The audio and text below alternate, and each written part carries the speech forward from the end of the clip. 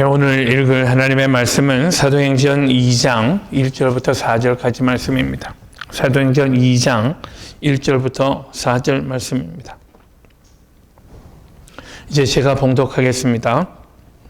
오순절 날에 이미 이름에 저희가 다 같이 한 곳에 모였더니 호련히 하늘로부터 급하고 강한 바람 같은 소리가 있어 저희 앉은 온 집에 가득하며 불의 혀같이 갈라지는 것이 저희에게 보여 각 사람 위에 임하여 있더니 저희가 다 성령의 충만함을 받고 성령이 말하게 하심을 따라 다른 방언으로 말하기를 시작하니라. 아멘. 여러분, 오늘은 성령 강림 주일입니다. 성령 강림 주일이요. 예수님께서 십자가에서 죽으시고 다시 부활하셔서 이 땅에 40일간 계셨습니다. 그러고 난 다음에 승천하셨죠. 그리고 예수님이 승천하신 후 10일 만에 성도들이 모여서 함께 기도하면서 성령을 기다릴 때에 그 10일째 되던 날, 그러니까 오순절 날이요.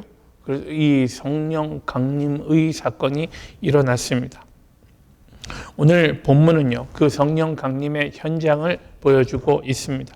마가의 다락방에 모여서 기도하던 120명의 성도들에게 성령이 임하시고 그 결과로 교회가 세워졌습니다. 이 땅에 크리스천 공동체가 세워지고 그들을 통해서 하나님의 나라가 선포되었습니다. 또 이 교회를 통해서 사람들은 하나님이 원하시는 삶이 무엇인지, 하나님의 의도가 무엇인지, 하나님의 뜻은 무엇인지, 우리가 추구해 나가기를 원하는 하나님의 나라가 어떤 것인지를 교회를 통해서 배우게 하셨습니다.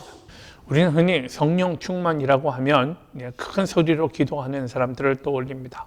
또 늘 손을 들고 찬양하는 분들, 얼굴에 기쁨이 가득한 그런 표정으로 찬양하는 분들 우리는 떠올립니다.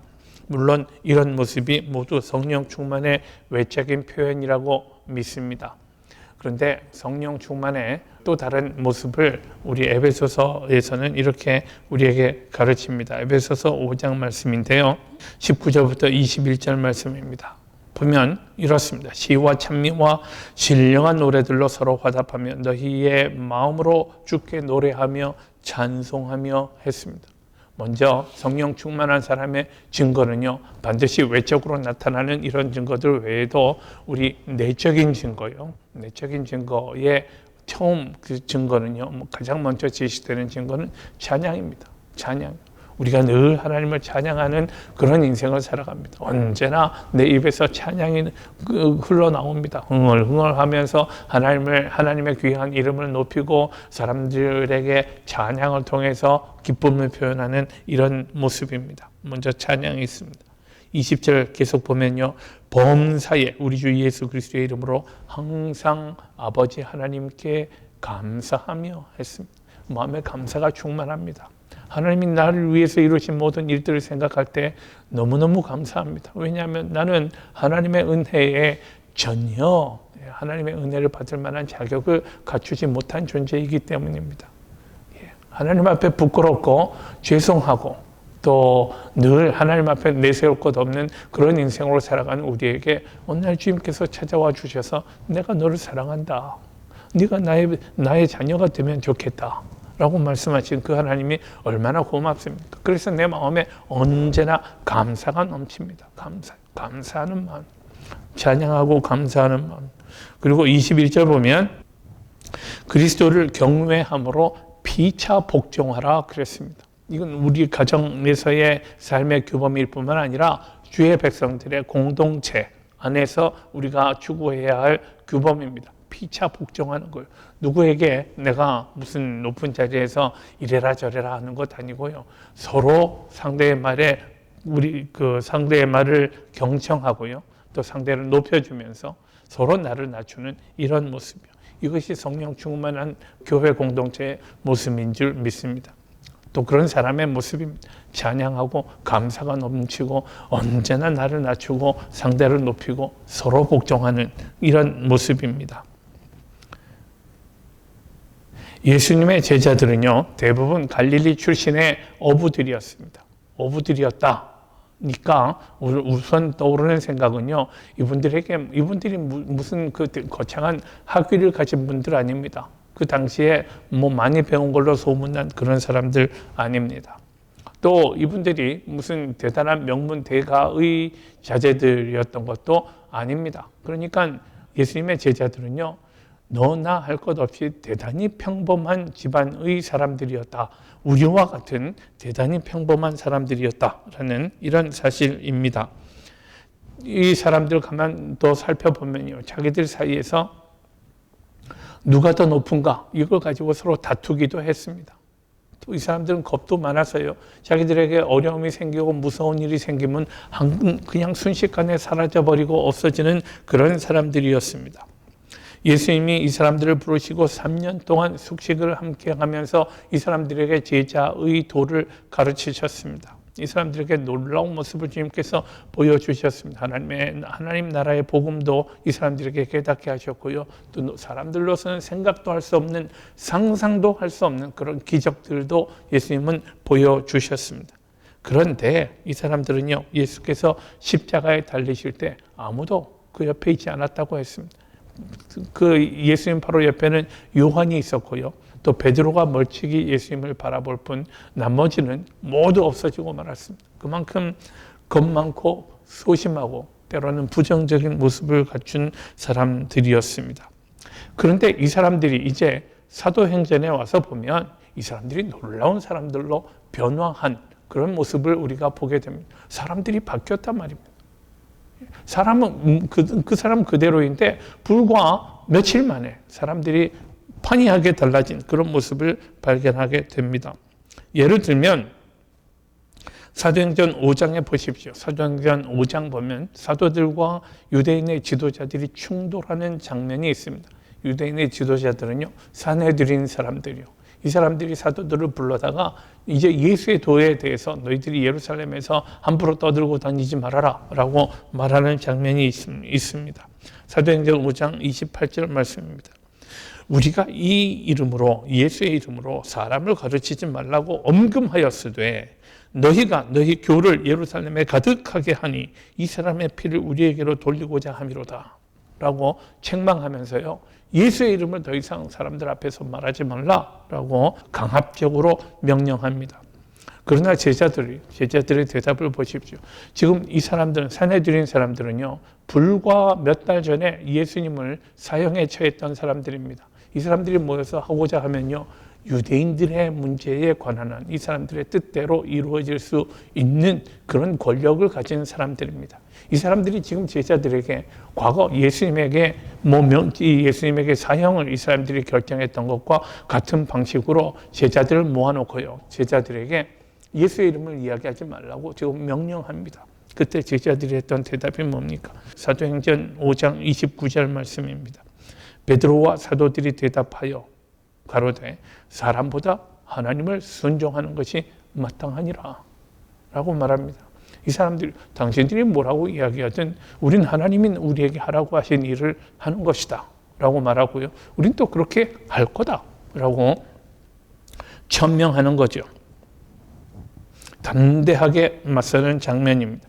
우리가 알고 있던 복음서의 제자들이요, 이 사람들 부정적이고 소극적이고 겁 많았던 제자들의 모습에서 이제 사도행전에 담대하고 능력 있는 제자들의 모습을 보게 되었단 말입니다. 이제 궁금한 것은 도대체 어떻게 같은 사람들이 불과 몇 시간 지나지 않았어요. 불과 얼마 그 세월이 흐르지 않았는데도 불구하고 어떻게 똑같은 사람들이 이렇게 달라질 수 있는가라는 의문을 품게 됩니다. 제자들이 바뀌게 되었던 계기는 바로 오순절 성령 강림 사건이었습니다. 오순절에 성령이 강림하셨던 그 사건이요. 오순절은요, 다섯오차의 열흘 순자입니다. 50일이라는 뜻입니다. 6월절로부터 50일째 되는 날입니다. 이 날은 또 유대인들이 수확을 감사하는 그런 절기이기도 합니다. 그래서요, 수많은 사람들이 예루살렘에 모여드는 그런 절기이기도 하지요.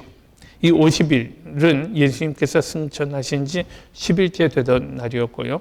또 그동안 제자들은 기도하면서 예수님이 내가 너희에게 줄 것을 기다리면서 기도하고 있어라 라고 예수님 당부하셨고, 제자들은 그렇게 기다리면서 기도하고 있었습니다.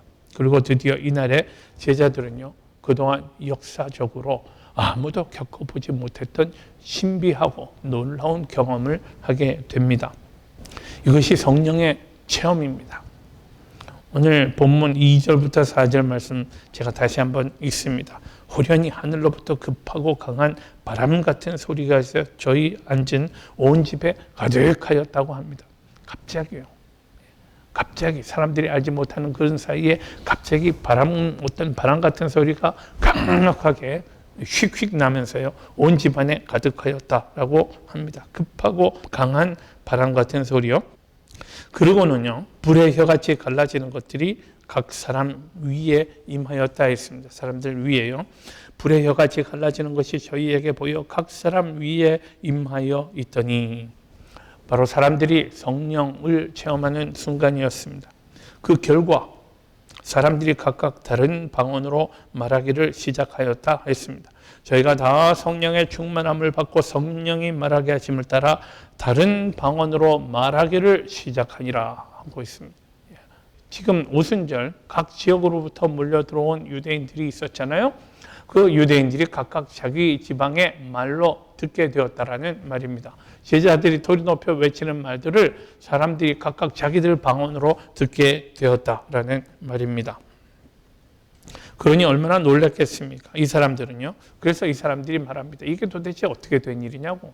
이게 도대체 무슨 일이 지금 벌어지고 있느냐고 하면서 어떤 사람들은요. 또 조롱합니다. 아마 이 사람들이 술에 취해가지고 아마 그 술 취해서 떠드는 소리가 그렇게 들리는 걸 거라고 말하기도 했습니다.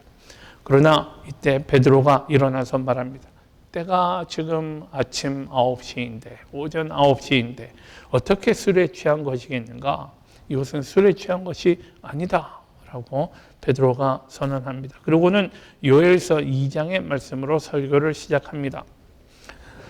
17절 말씀입니다. 사도행전 2장 17절 말씀이요. 하나님이 가라사대 말세에 내가 내 영으로 모든 육체에게 부어주리니 너희의 자녀들은 예언할 것이요 너희의 젊은이들은 환상을 보고 너희의 늙은이들은 꿈을 꾸리라 라는 말씀을 통해서 지금 베드로가 설교를 하게 됩니다. 베드로의 이 메시지는요, 지금 일어나고 있는 이 일이 요엘서에서 예언되고 있던 요엘서의 예언이 지금 성취되는 현장이다라는 이런 내용이었습니다.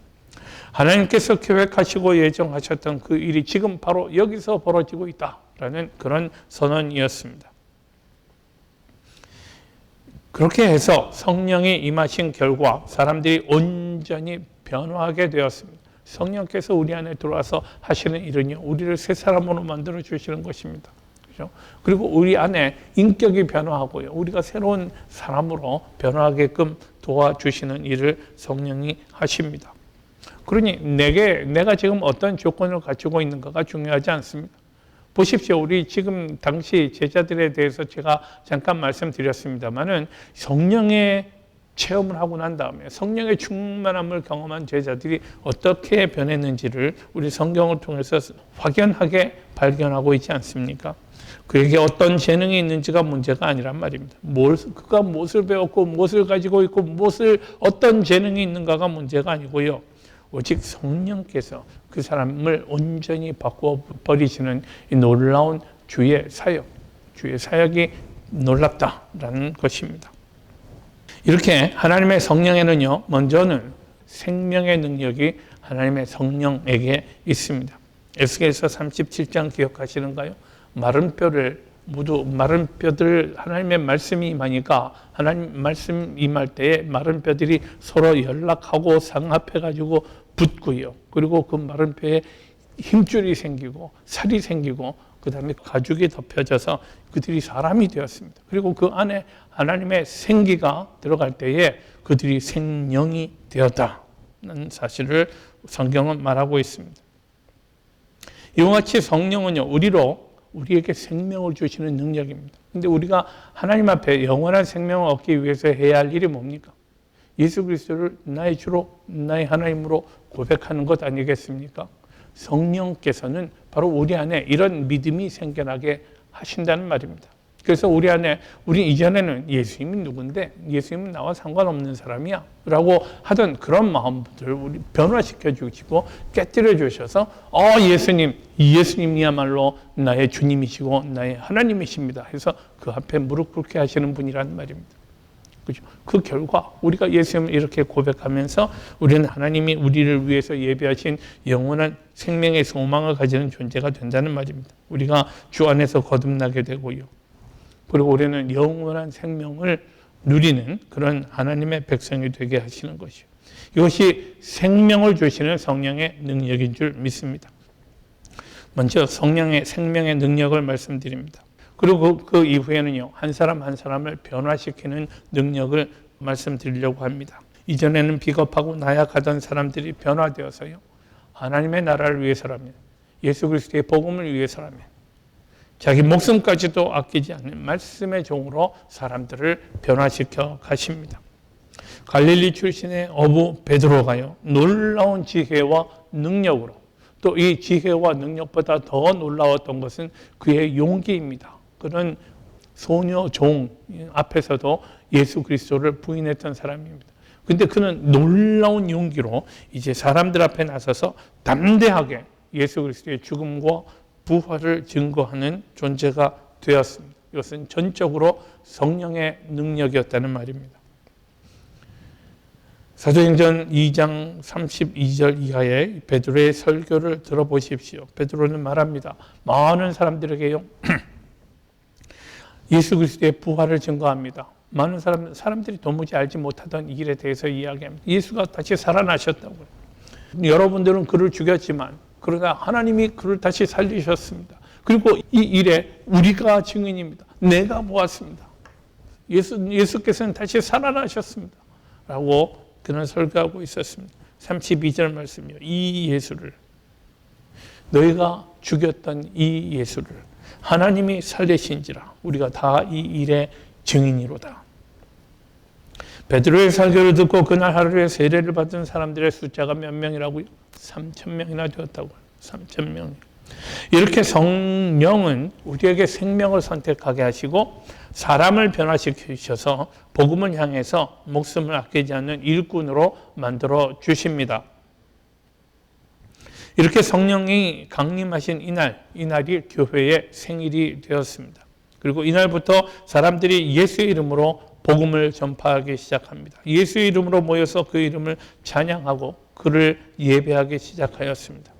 그날 마가의 다락방에 있던 120명의 크리스찬이요, 성령의 충만함을 받아서 세상이 바뀌어지게 되었습니다. 세계사가 바뀌었습니다. 역사의 물줄기가 바뀌었다는 말입니다. 사람들이 예수 그리스도의 복음을 듣게 됩니다. 하고 사람들의 마음이 변합니다. 사람들의 문화가 변하고요, 역사가 변화하기 시작합니다. 새로운 세상이 시작됩니다. 성령의 기름 부음을 받은 사람들이 마가의 다락방에서 뛰쳐나와서 예루살렘과 온 유대와 사마리아와 땅 끝에까지 이르러 예수 그리스도의 복음을 증거하게 되었습니다. 이 나라에서 저 나라로 복음이 증거되었습니다. 또 이 세대에서 다음 세대로 복음이 증거되었습니다. 해서 오늘에까지 우리가 예수 그리스도의 복음을 듣고 전파하고 있는 것 아니겠습니까? 예수 오실 때까지 이 복음은 계속 전파될 것입니다. 이 모든 일이 성령의 강림으로부터 시작되었습니다. 성령은 우리 가운데 두 가지 방식으로 역사하시는 것을 볼 수 있습니다. 먼저는요, 조용한 방법, 조용히 우리 가운데 내주하시면서 사역하는 방법입니다. 성령은 우리 속에 잠잠히 거하시면서 우리에게 위로가 필요할 때 우리를 위로하시고 우리를 위해서 하나님께 간구하십니다. 우리에게 평강을 주시는 분이에요. 우리가 주 앞에 엎드릴 때에 우리의 마음을 어루만지면서요, 우리에게 하늘의 평화를 체험하게 하십니다. 소망을 갖게 하십니다. 그래, 아직 우리에게 소망이 있어. 너는 하나님의 백성이지 않니? 하나님께서 우리와 함께 하시는데, 하나님께서 그분의 능한 팔로 우리를 붙잡아 인도하시는데, 또 우리에게 기쁨과 소망을 주십니다. 예수 믿게 되면 얻게 되는 하늘의 평화가 있지 않습니까? 세상에 주지 못하는 그런 평화요. 그런 평화를 우리는 체험합니다. 우리 주님과의 동행을 통해서 우리가 체험하게 되는 모든 능력은 우리 속에 내주하시는 성령이 잠잠히 역사하시면서 우리가 확인하게 되고 경험하게 되는 것들입니다. 성령이 우리 가운데 역사하시는 또 한 가지 방법은 오늘 본문에서 보이는 것 같은 그런 폭발적인 방법입니다. 다이내믹한 역사요. 똑같은 성령입니다만은 다만 그 같은 성령께서 다른 방법으로 역사하시는 것입니다. 폭발적인 방법으로 임하시는 성령은 오늘날 본문에서 각 사람에게 임했던 것 같이 불같은 모양으로 우리 가운데 임재하시는 것입니다. 예수님에 대한 열정으로 사람들이 불타오르게 만듭니다. 이 예수, 내 안에 계시고 나를 위해서 죽으신 예수 그리스도를 알게 되는 그 지식이요. 이 지식이 너무 고맙고 감사해서요. 내가 입을 다물고 있을 수가 없습니다. 예수님을 증거하지 않고는 견딜 수 없게 만드는 그런 열정. 사람들을 담대하게 만듭니다. 이전에는 나약하고 소심했던 사람들, 겁쟁이 같은 그런 사람들을 변화시키는 능력입니다. 예수님을 위해서라면 말로만 죽는 것 아니고요. 실제로 자기가 죽을 줄 뻔히 알면서도 예수를 위해서 그 죽음의 자리로 뛰어들게 만드는 그런 능력입니다. 요한복음 21장에는요. 부활하신 예수께서 베드로에게 나타나셔서 3번이나 내가 나를 사랑하느냐 물으시는 장면이 있습니다. 이것은 베드로가 예수님을 3번 부인했기 때문입니다. 그 한 번 예수께서는 그에게 언두하게 하십니다. 했던 일들, 과거에 자기가 잘못했던 것들을 바로잡을 수 있도록 하신 것입니다. 말씀 보십시오. 15절 말씀입니다. 저희가 조밥 먹은 후에 예수님이 시몬 베드로에게 물으십니다. 요한의 아들 시몬아, 내가 이 사람들보다 나를 더 사랑하느냐? 그때 베드로는 대답합니다. 주여, 그렇습니다. 내가 주를 사랑하시는 줄 주께서 아시잖아요. 내 진심은 그게 아니었어요. 내가 주님을 사랑하는 줄 주께서 아시지 않습니까? 이렇게 3번이나 자기의 잘못을 돌이키고요. 바로 잡습니다. 예수님께서 그때 그에게 말씀하십니다. 내 어린 양을 먹이라. 라고 그에게 사명을 주십니다. 이 일 후에 예수께서는 베드로가 어떤 죽임을 당할지를 암시하신 장면이 있습니다. 유세비우스라는 유대인 역사가가 있습니다. 이 사람에 의하면 베드로는요. 자기가 순교할 때에 십자가에 거꾸로 달려서 죽기를 원했다고 합니다. 폴란드의 작가 셴케비치라고 하는 사람이 있습니다. 이분이 만든 소설 코바디스요. 여러분들 다들 들어보셨고 또 보신 분 계실 줄 믿습니다. 이 소설 코바디스는 베드로의 순교 배경을 이렇게 묘사하고 있습니다. 베드로가 로마에서 하나님의 말씀을 전하고 있었습니다. 그때 예수 믿는 사람들에 대한 네로의 박해가 시작되었습니다. 베드로는 박해를 피해서 로마를 떠나가고 있었습니다. 그가 로마를 떠나가는 길에 예수님을 만나게 됩니다. 예수님은 다시 로마를 향해서 걸어가고 계시고 베드로는 로마 밖으로 도망가고 있었습니다. 그죠? 그때 이렇게 지나치게 되는 장면이 있습니다. 베드로가 예수님을 보고는 예수님께 묻습니다. 코바디스 도미니라고요. 주님, 주여 어디로 가시나이까? 그때 예수께서는 내가 버리고 가는 로마로 내가 들어간다 라고 말씀하셨습니다. 이 예수님을 만난 후에 베드로는 자기가 가던 길을 돌이켜서 로마로 들어가게 되고 거기서 그는 순교합니다. 가면 죽는데 그런데도 가도록 만드는 것이 무엇이겠습니까? 예수 그리스도의 복음을 향한 열정 아닙니까? 내가 죽는 줄 알지만 복음을 전할 수 있다면 나는 그 자리로 가겠습니다. 라는 열정입니다.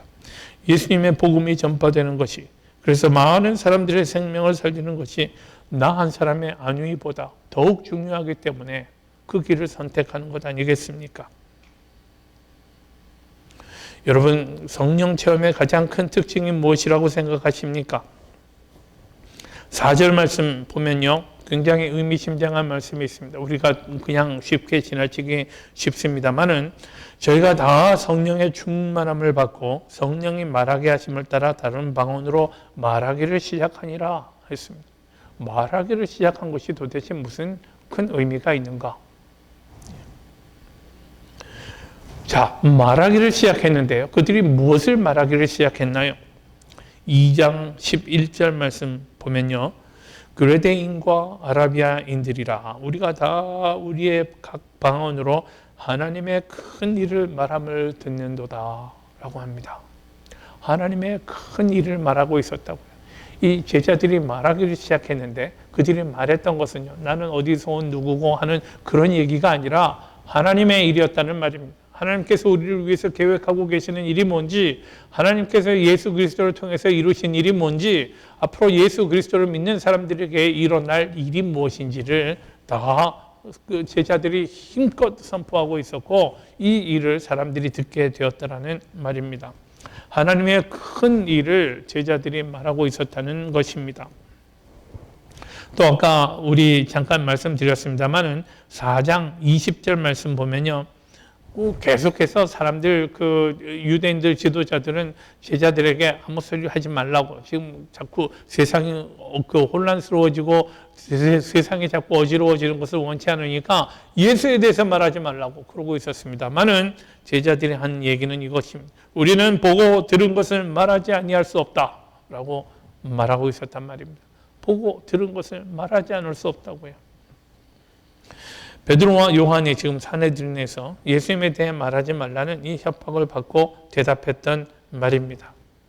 이렇게 성령 충만을 체험한 결과 제자들은 목숨을 두려워하지 않고 예수 그리스도의 복음을 말하는 사람들이 되었던 것입니다. 과거 2000년 전에 있었던 성령의 역사는요, 오늘도 계속되고 있습니다. 우리 가운데 항상 새로운 생명이 예수 그리스도를 향해서 거듭나게 하십니다. 우리 가운데 평화와 위로를 허락하십니다. 주 예수 그리스도를 향해서 우리 마음이 뜨겁게 하시고요, 그분을 증거하고 싶은 마음으로 가득 차게 만듭니다. 성령께서는 우리가 해야 할 일들을 일러주시고 이 일들을 이루기 위해서 우리들을 사용하십니다. 그래서 우리를 변화시키십니다. 항상 새롭게 하십니다. 우리를 향하신 하나님의 목적이 무엇인지를 일러주셔서 항상 하나님의 목적대로 살고자 하는 그런 새로운 그런 사명을 일깨워 주십니다. 하나님은 당신의 선하신 계획과 예정 가운데 우리들 각 사람이 오늘 이곳에서 만나게 하셨습니다. 함께 힘을 모아서 주의 몸된 교회를 섬기게 하셨습니다. 이제 제가 간절히 소망하고 기도하는 것은요, 우리들이 늘 성령 충만한 제자가 되기를 원합니다. 오늘날 페어픽스 지역사회에서 우리를 향하신 하나님의 목적을 능력 있고 담대하게 이루어가는 교회가 되는 것, 이것이 저의 소망입니다. 성령의 도구가 되는 교회가 되어야 되지 않겠습니까? 성령께서 기뻐하며 사용하시는 그런 교회예요. 생명이 풍성하고 은혜와 진리가 충만한 그런 공동체가 되어가야 되지 않겠습니까? 성령께서 온전히 우리를 주장하시고 우리를 하나 되게 하시고 우리 각 사람을 하나님 앞에서 온전한 인격으로 세워가시는 이 역사가 쉼없이 또 왕성하게 우리 가운데 계속 진행되기를 간절히 축원합니다.